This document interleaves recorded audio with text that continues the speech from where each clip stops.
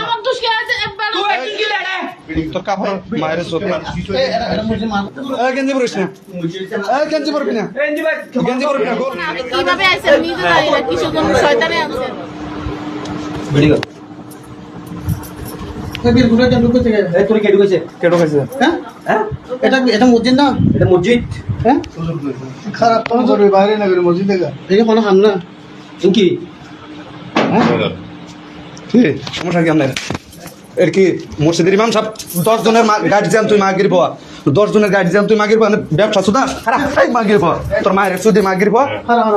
তোর পিছে দাঁড়াই মাগির পর ভিডিও এই সুদি মাগির পর এই মাগির পর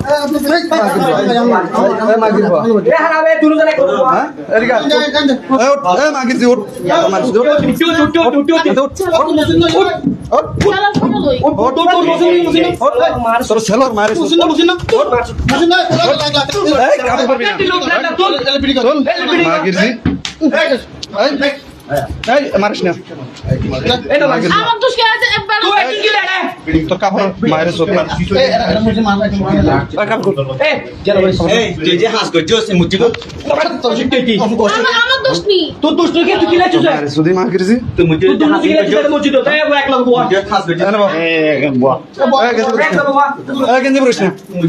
গেঞ্জি পরবি না এনজি ভাই গেঞ্জি পরবি না গোল এখন আমি কিভাবে আইছেন নিজে জানি না কিছু কোন শয়তানে আনছেন আমি অসুস্থতার জন্য চাকরি করতে পারি না আমি অপরটা আপনার নাম কি আমার অনেকে যেত না তো অনেকে যেত না আমি জানি না কতদিন থাকি এখানে আমি দেখছি কিন্তু আমার খারাপ কিছু কেউ দেখে না আজ পর্যন্ত খারাপ কিছু না দেখলে এখানে কেন এখন আমি কিভাবে আইছেন নিজে জানি না কিছু কোন শয়তানে আনছেন আমি